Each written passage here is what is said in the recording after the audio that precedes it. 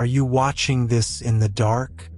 Because up here, darkness isn't just the absence of light.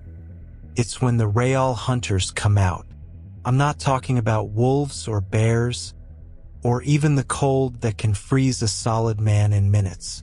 I'm talking about the things that move when the sun disappears for months at a time. The things that don't fear guns, badges, or the bravest men I've ever known. My name is Jack Halvorson, and I'm the sheriff of a town so far north. The sun sets in November and doesn't rise again until January. We call it the polar night, but that name doesn't do it justice. It's not just night. It's a living, breathing thing that presses against your windows, seeps into your bones, and makes you question what's real and what's just your mind playing tricks. People think Alaska is all snow and silence, but they don't know what it's like when the world goes black and the only light comes from the aurora flickering overhead. Out here, you learn to respect the old stories, the warnings passed down by the Inupiat elders, even if you don't believe them. Because when the darkness settles in and the wind starts to howl, you realize there are rules for surviving the polar night. And if you break them, you might not live to see the sun return. So if you're watching this with the lights off, maybe turn one on. Up here, we know better than to trust the dark. And if you stick with me, I'll tell you why. I was born in this town, back when the pipeline was still new, and the only way in or out was by bush plane or a long, frozen drive down a road that disappeared under snowdrifts every winter. My father was a trapper, my mother a nurse at the clinic, and I grew up learning to read the sky, the ice, and the moods of the river. Alaska isn't just a place you live. It's a place that shapes you, tests you, and sometimes breaks you. I learned early that the land doesn't care about your plans or your pride. It'll kill you if you get careless, and it won't apologize. I never planned to be sheriff. I started as a deputy, just another local kid who knew how to handle a snowmobile and wasn't afraid to knock on doors in the middle of a blizzard. I figured I'd do my time, maybe move south, find somewhere with real roads and a sun that kept regular hours. But life has a way of pinning you to the spot you're needed most. The old sheriff, Tom McAllister, was a legend up here, tough, fair, and stubborn as a wolverine. He taught me everything I know about the job, but he also taught me something I didn't want to believe. That there are things in this land older than any law, and some rules you follow even if you don't understand them. Tom died during the last polar night 3 years ago. He went out to check on a missing hunter and never came back. We found his snowmobile half buried in a drift, engine still warm, but no sign of him. Just tracks in the snow that started out human and ended up wrong. The elders said it was the old ones, the shadows that hunt when the sun is gone. I told myself it was a bear, maybe a wolf, but deep down I knew better. That was the night I became sheriff, not because I wanted the job, but because someone had to stand between the darkness and the people who call this place home. I remember the first time I heard the rules. I was a kid, maybe 8 or 9, sitting around a fire with my father and an old Inupiat man named Noah. He spoke in a low voice, telling us never to whistle at night, never to answer if you hear your name called from the tundra, and never to leave a light burning in an empty room. I laughed, thinking they were just stories to scare children. My father didn't laugh. He just nodded and said, "You'll understand when you're older." Now, every winter, when the sun slips below the horizon and the cold settles in, I remember those words. I still don't know if I believe in monsters, but I believe in the land, and I believe in the fear I see in the eyes of people who've lived here longer than I've been alive. My job is to keep them safe, even if that means following rules I can't explain. That's what it means to wear this badge in the polar night. The last sunset of the year is always a strange, quiet affair. People gather on the ridge above town, bundled in parkas and scarves, watching as the sun drags itself along the horizon, bleeding orange and gold into the snow. Kids throw snowballs, adults sip coffee from thermoses, and for a few minutes, everyone pretends it's just another winter evening. But as the sun finally slips away, a hush falls over the crowd. It's not just the end of a day, it's the start of something heavier, a darkness that will last for weeks without a break. After that, the town changes. People move slower, voices drop, and even the dogs seem to bark less. The cold deepens, settling into your bones, and the wind picks up, rattling windows and howling through the empty spaces between houses. The world shrinks to the glow of porch lights and the flicker of the aurora overhead. Isolation becomes a living thing, pressing in from all sides. You start to notice every creak in the floorboards, every shadow that lingers a little too long. There are a few people everyone knows. There's Maggie, who runs the only store and keeps a pot of coffee going for anyone who needs company. There's Pete, the bush pilot, who can land a plane on a frozen river in a whiteout. And then there's Noah, the oldest man in town, an Inupiat elder whose stories are as much a part of the landscape as the mountains themselves. Noah's face is a map of lines and weather, his eyes sharp and watchful. He's the one who gathers the kids in the community hall and tells them the old warnings. Never go out alone. Never answer voices in the wind. Never forget to leave an offering for the spirits when the darkness comes. This year, as the last light fades, Noah stands at the edge of the crowd, his breath steaming in the cold. He looks at me, and there's something in his gaze that makes me shiver.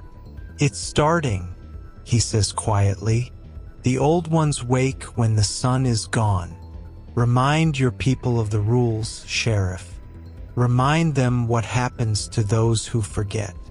And as the darkness settles over us, I realize he's not just talking to the children. He's talking to me. Noah's voice carries in the hush of the community hall, every word heavy with the weight of winter's past. He stands at the front, his hands folded over a cane carved with old symbols, and the children sit cross-legged at his feet, wide-eyed and silent. The adults linger at the back, pretending not to listen, but I see them watching, too. Noah begins. "There are rules for surviving the polar night, not the kind you find in a sheriff's handbook, but the kind that kept our people alive long before there were guns or radios." He looks at me and I feel the challenge in his gaze. I rest my hand on my holster, the cold metal a comfort, but Noah just shakes his head. "Guns are for men. The old ones don't fear bullets. They fear respect and they fear the rules." He raises a finger, counting them off. "First, never go out alone after dark. The shadows are hungry, and they hunt the unwary. Second, if you hear your name called from the wind, do not answer. The old ones mimic voices to lure you away. Third, never whistle at night. It calls to things that should stay sleeping. Fourth, leave an offering at the edge of town when the darkness comes. A bit of food, a carved figure, something from the heart. Fifth, if you see lights moving across the tundra, do not follow. They are not for you. Sixth, never leave a light burning in an empty room. It invites attention." The kids nod solemnly, some clutching Lucky Charms or small carvings. I can't help but feel a flicker of skepticism. I've spent my life trusting in training, in backup, in the weight of a shotgun across my lap. But I've also seen things in the polar night that don't fit in any report. Noah's rules sound like superstition, but I know better than to dismiss them outright.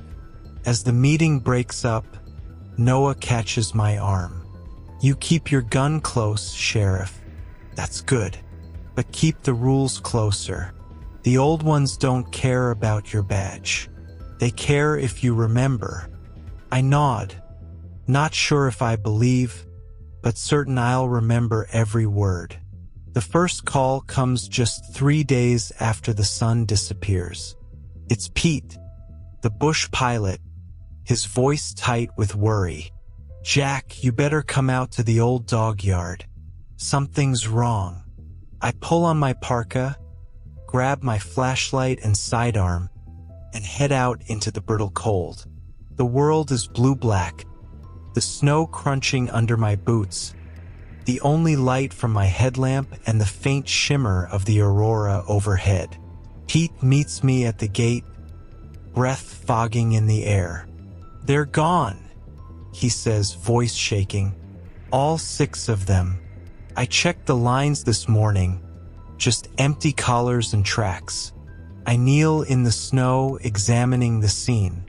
The dogs' prints are clear at first, circling and pacing, but then they scatter, as if something spooked them. Mixed in with the paw prints are other tracks, long, narrow, almost human but with too many toes, spaced too far apart. I frown, telling myself it's just the snow playing tricks, maybe a wolverine or a bear. But the pattern is wrong. We follow the tracks to the edge of the woods, where they vanish into the darkness. Pete shivers. "They wouldn't run off like this, Jack. Not all of them. Not without a reason." I try to reassure him, but my words sound hollow even to me. Maybe they caught a scent, maybe a wolf pack came through. I'll put out a notice, get folks to keep an eye out. Pete just shakes his head, eyes darting to the tree line. On my way back to the station, I get another call, this time from Maggie at the store. "You need to check on old man Jensen. He came in raving about shadows with eyes, scared half the customers." I find Jensen huddled in his cabin, rocking back and forth, eyes wild. "They're out there," he whispers, "watching. I saw them moving between the trees. Eyes like coals, too many legs." I try to calm him, chalking it up to the long dark and too much whiskey, but his fear is contagious. I leave him with a thermos of coffee and a promise to check the perimeter. That night, as I made my rounds, I caught movement at the edge of my headlamp's beam. Something tall and thin, just beyond the reach of the light, slipping between the trees. I freeze, heart pounding, every instinct screaming that I'm not alone. The shape pauses, and for a split second, I see eyes reflective, unblinking, set too high and too far apart for any animal I know. Then it's gone, swallowed by the dark. I stand there, breath steaming, gun drawn but useless. The silence presses in, broken only by the distant howl of wind. I tell myself it was a trick of the light, a moose or a shadow, but I can't shake the feeling that something is watching, waiting. I remember Noah's words. The old ones don't fear bullets. They fear respect, and they fear the rules. Back at the station, I log the incidents, careful with my wording. Missing dogs, disturbed local, unidentified tracks. I don't mention the eyes. Not yet. But as I sit in the quiet, the darkness pressing against the windows, I realize this winter is going to be different. The first omen has come, and the rules are no longer just stories. They're warnings, and I'm starting to wonder if I'm already too late. The days blur together in the endless dark. Each morning, if you can call it that, I meet Deputy Sarah at the station. She's younger than me, sharp-eyed and steady, a transplant from Anchorage who thought she'd seen everything until she came north. We start with the missing dogs, canvassing the town, asking questions, checking every outbuilding and snowdrift. No one's seen a trace. Pete's not the only one missing animals. Maggie's cat, a pair of goats from the schools for H-Pen, even a raven that used to haunt the dump. All gone, vanished without a sound. Then the mutilations start. We find a caribou carcass on the edge of the river, torn open in a way that makes Sarah go pale. The wounds are too clean, too precise, as if something with hands, almost human, but not, had opened it up. There's no blood in the snow, just a ring of strange prints circling the body. The same too long, too wide tracks I saw at Pete's dog yard. Sarah snaps photos, her breath coming fast. "Have you ever seen anything like this?" she asks. I shake my head, but I don't tell her about the eyes in the dark, or the way the hair on my neck stands up every time we step outside the lights. We start getting reports of people hearing voices at night. Not just whispers, but their own names called from the woods or across the frozen river. A teenager goes missing after telling his friends he heard his mother calling from the treeline. His mother was asleep in bed. We organize a search, but all we find are footprints leading out onto the ice. Then nothing. The wind erases the rest. Sarah grows restless, pushing for answers. We need to set up cameras, traps, something. This isn't normal, Jack. I agree, but I can feel the rules pressing in on me. I remember Noah's warnings, the list of things not to do, and I realize we're breaking them one by one. We're out after dark, following voices, leaving lights burning in empty rooms as we rush from call to call. Each time we ignore a rule, something else happens, another animal gone, another person reporting strange lights moving across the tundra. One night, we find a snowmobile abandoned on the trail to the old mine. The seat is still warm, but there's no sign of the rider. Just a scattering of belongings, a glove, a flashlight, a small carved figure left behind in the snow. Sarah picks it up, frowning. "Looks like an offering," she says. I take it from her, feeling the smooth wood, the careful etchings. "Maybe he knew the rules better than we did," I mutter. We bring our findings to Noah, hoping for reassurance, but his face is grave. "They're growing bold," he says. "The old ones sense weakness. They know when the rules are broken, when respect is forgotten. They test the boundaries, see how far they can go before someone pushes back." He looks at me, eyes hard. "You must remind the town. Remind them what happens when the rules are ignored." I want to argue, to insist that we need evidence, that we need to do something more than tell stories and light candles. But I can't ignore the fear in Sarah's eyes, or the way the town has changed. People are locking their doors, refusing to go out even for firewood. The store is busier than ever, but no one lingers. They buy what they need and hurry home, glancing over their shoulders as if expecting to see something following. That night, I sit in my office, staring at the map of the town, marking each disappearance, each strange event.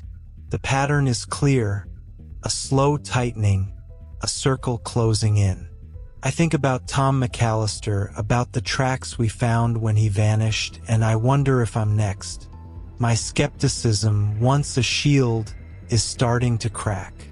I can't explain what's happening, but I can feel it pressing in, the darkness growing heavier.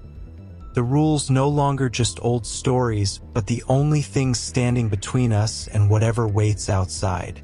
Sarah knocks on the door, her face drawn. "Jack, you need to see this." She holds up her phone, a video from one of the trail cameras we set up near the river. The footage is grainy, but clear enough. A tall, thin figure moving across the snow, pausing to look directly at the camera. Its eyes reflect the light, burning white in the darkness. Smiles and the screen goes black. I feel a chill run through me, deeper than the cold outside. The old ones are here and they're not afraid. It's one thing to face the darkness as a sheriff, another when it comes for your own. My wife, Anna, has always been the steady one, strong, practical, the kind of woman who can split wood and bake bread in the same afternoon. Our daughter, Emily, is 12, old enough to know the rules but still young enough to believe I can keep her safe. I've always told myself that as long as I'm vigilant, as long as I do my job, nothing will touch them. But the polar night has a way of finding cracks in your armor. It starts with a sound outside our cabin, soft, almost musical, like someone humming an old lullaby. Anna wakes me, her face pale in the dim light. "Jack, do you hear that?" I grab my rifle and step onto the porch, heart pounding. The cold bites through my clothes, and the darkness feels alive, pressing against the edge of the lantern's glow. I see nothing, but the humming continues, weaving through the trees. When I return inside, Emily is sitting up in bed, eyes wide. "I heard Grandma calling me," she whispers. "She said she was cold and needed me to let her in. My mother's been gone for 5 years." I hold Emily close, trying to hide the tremor in my hands. Guilt gnaws at me. Guilt for every time I brushed off the old stories, for every rule I let slide, for every family I couldn't protect. I think of Tom, of the missing boy, of the faces in town that look to me for answers I don't have. The badge feels heavier than ever. The next day, I find Noah at the edge of the village, leaving an offering of dried fish and tobacco. I tell him what happened, my voice raw. He listens, then nods. "The old ones know where to hurt you, Jack. They find your fear and use it. When I was a boy, my brother vanished during the long night. We heard him calling from the river, but my father held me back. He said, 'That's not your brother. That's the dark wearing his voice.' I never saw him again. I still hear him sometimes, when the wind is right." Noah's eyes are full of sorrow, but also strength.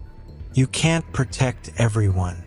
You can only remind them of the rules and hope they listen. The rest is up to the land and the spirits that walk it.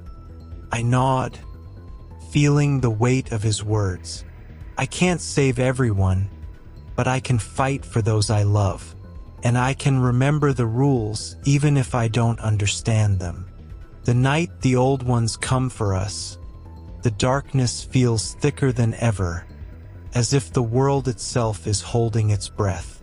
The wind howls through the streets, rattling windows and sending snow swirling in ghostly eddies. I gather at the community hall with Sarah, Noah, and a handful of townsfolk too stubborn or scared to stay home alone. We've barricaded the doors, stacked firewood by the stove, and set lanterns in every corner. But it's not the light that keeps us safe. It's the circle of offerings Noah has laid at every entrance. Dried fish, carved figures, bits of bone and tobacco, each one placed with a whispered prayer. Sarah checks her shotgun for the third time, jaw clenched. "You really think this will work?" she asks, nodding at the line of cornmeal Noah has sprinkled across the threshold. I want to say yes, but all I can do is shrug. "It's worked before," Noah says quietly, "if we remember the rules."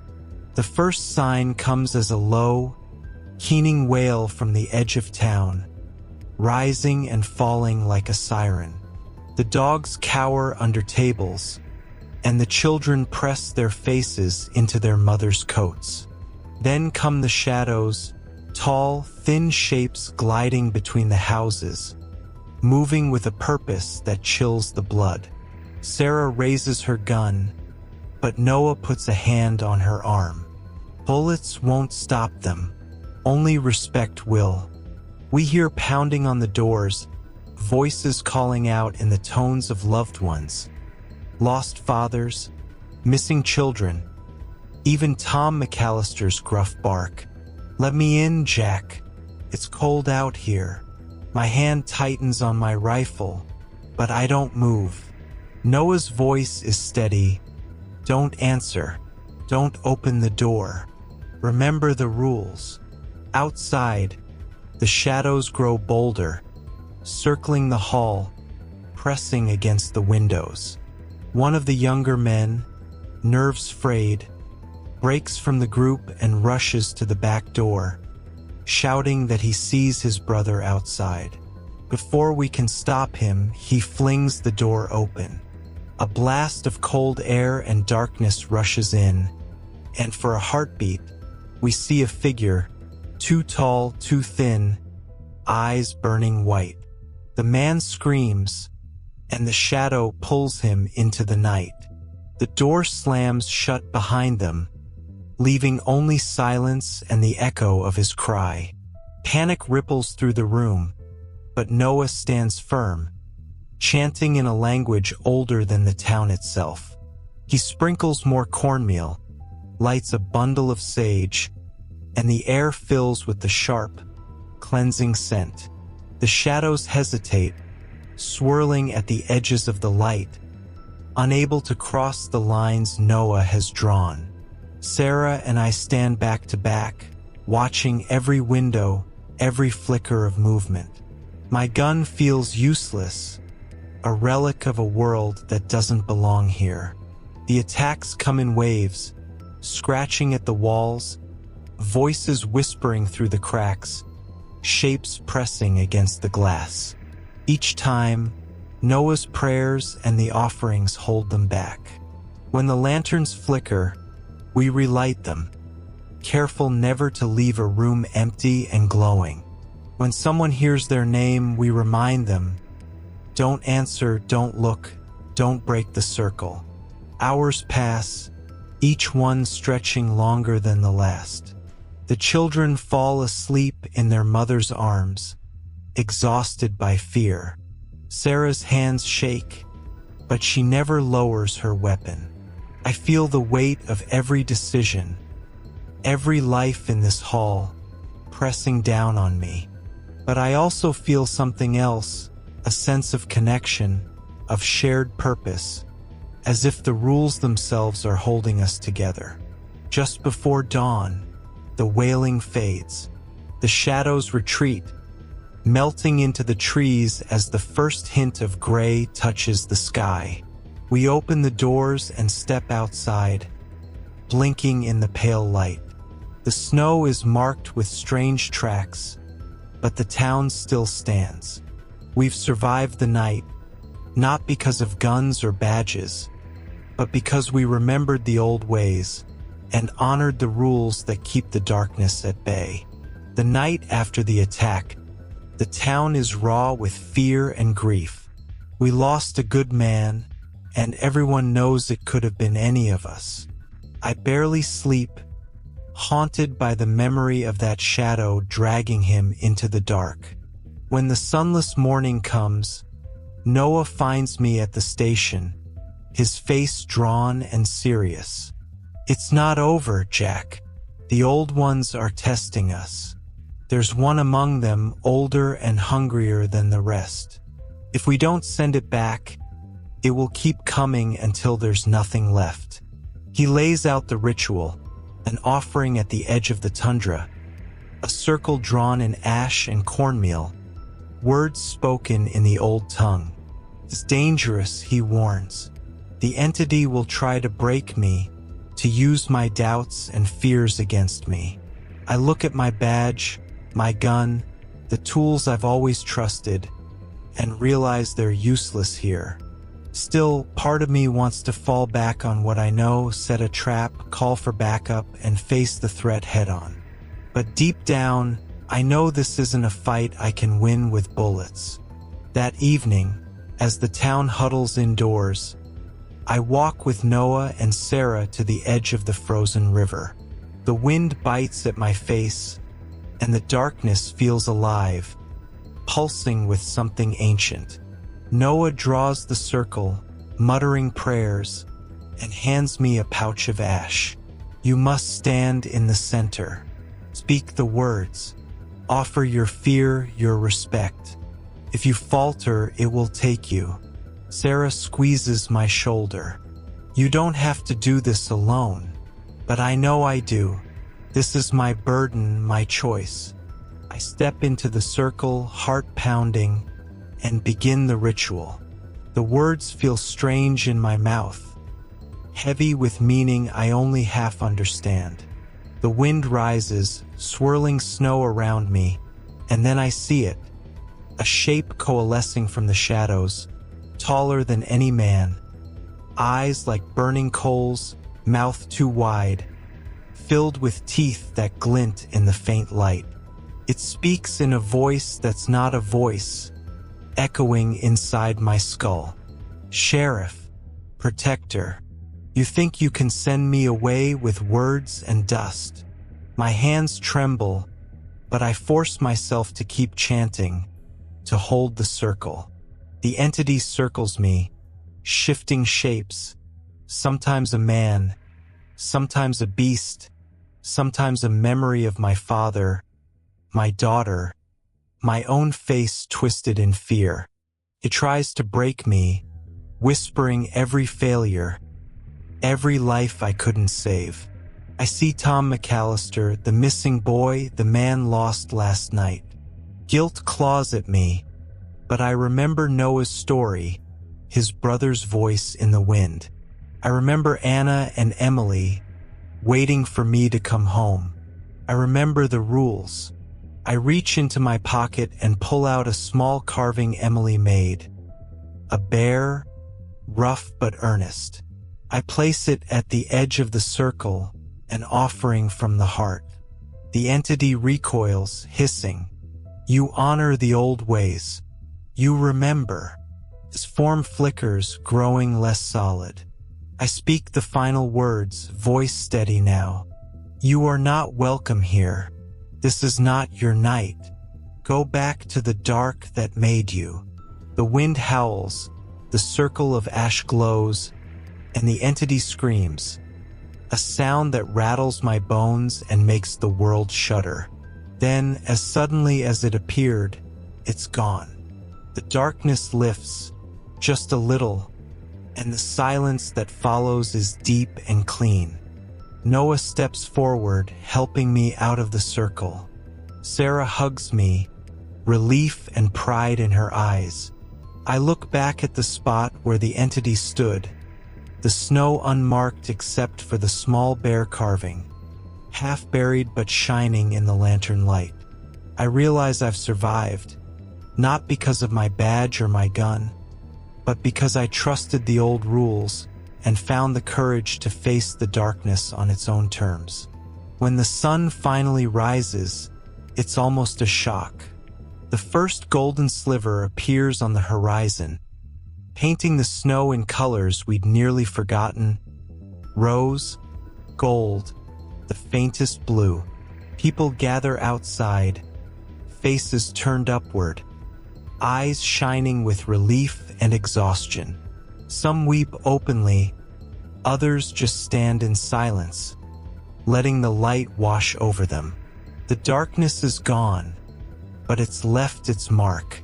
We mourn the ones we lost, their names spoken in the community hall, candles flickering in their memory. There's grief, but also gratitude. We survived. We endured. I walk the streets, nodding to neighbors, accepting quiet thanks and lingering hugs. Anna and Emily meet me at the door, and for a long moment we just hold each other. No words needed. The house feels warmer, safer, as if the sun itself is a blessing. Still, I know the scars will linger. Some wounds are deeper than flesh. Noah visits, bringing a bundle of sage and a carved figure for Emily. He sits with me on the porch, both of us watching the light grow stronger. "You did well, Jack," he says. "You remembered the rules. You honored the old ways." I nod, humbled. I thought I could protect everyone with a badge and a gun. I was wrong. There are things out there older than any law, and sometimes the only way to survive is to listen, to respect what you don't understand. He smiles, lines deepening around his eyes. "That's wisdom, Sheriff. The land teaches us, if we're willing to learn." I look out at the town, at the people slowly returning to life, and I know he's right. Humility isn't weakness. It's the beginning of understanding. I'll keep my badge and my gun, but I'll also keep the rules and the stories and the memory of what we faced together. The sun is back, and with it, hope. But I know the darkness will return. Next time we'll be ready. Next time we'll remember. The sun is back, but the darkness will return. Up here, we know that every light is borrowed, every dawn a promise that won't last forever. The old ones are patient. They wait for the long night, for the moment someone forgets the rules. Next time, will you remember? Will you trust the stories? Or will you test the shadows for yourself? Maybe you've felt it too. A chill that isn't just the cold. A voice in the wind that sounds too much like someone you love. A shadow that lingers just a little too long. If you have, you're not alone. Share your story. Tell us what you've seen, what you believe, what rules you follow when the world goes dark. Because out here, every story is a warning, and every warning is a chance to survive. The polar night will come again, and when it does, I'll be here watching, listening, remembering. And maybe, just maybe, I'll have another tale to tell. Until then, keep your lights on, keep your loved ones close, and never forget, some things in the dark don't fear guns. They only fear respect.